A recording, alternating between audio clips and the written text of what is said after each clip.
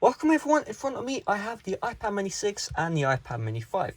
In this video I'm just going to be doing a size comparison so you can see the design changes of the iPad mini 6. So first thing to note is this is actually the first gen iPad mini, however every single iPad mini up until the 6th generation has held the exact same chassis, just to keep that in mind. It's not like we're doing a spec comparison and I'm using an old iPad mini, we're just comparing the design, and as the design is the exact same, you know, this is the only iPad I have available, so just keep that in mind.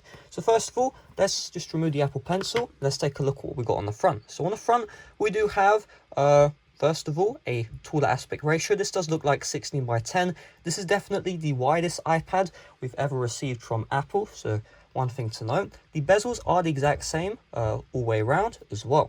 Now let's take a look at the iPad mini 5. So you can see the top bezel and the bottom bezel are pretty fat. They're far wider than the iPad mini 6. You can take a look at that here.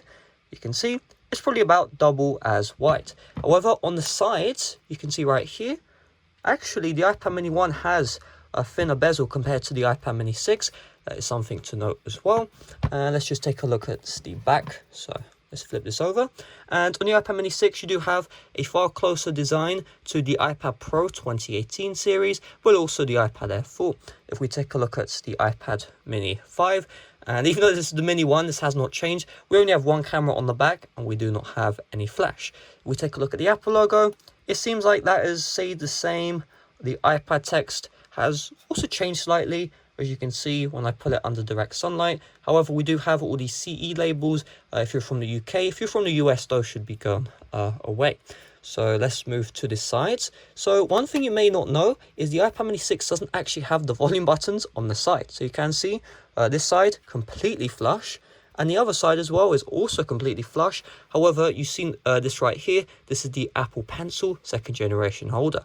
On the iPad mini 5, you use the Apple Pencil 1, and the Apple Pencil 1 you had to plug in via the charging port, and that's how it will connect. With the iPad mini 6, you have the Apple Pencil 2nd generation, and it uses reverse wireless charging in order to charge and connect. So let's take a look at the top right here. So this is the power button. It also acts as a Touch ID button as well. And then we also have the volume rockers right here, which I was talking about earlier. You can also see we do have 2 speakers at the top, which means if I go back to the bottom, we do have a full speaker setup on the iPad mini 6 compared to one on the iPad mini 5. Now on the mini 5, one thing to note compared to the mini 1 is the grills look the exact same as the mini 6. However, one thing to note is even though you have 2 grills on the iPad mini 5, at the end of the day you only have 1 speaker. So it's very nice to see that we have a quad speaker setup now brought to the iPad mini 6. So that's really the size comparison. I will say this device does feel really good to hold and use. I would love to see 120 Hz coming to the future. However, I don't know when that's going to happen. Let me just check the volume rockers. Yeah, I'm going to be honest here. Doing this to change the volume just doesn't feel right. I feel like this feels a lot better. Do let me know in the comments if you agree with me or not. I will say though, when you're holding this in portrait mode, wow, that feels really good. But yeah, thanks for watching. See you guys later.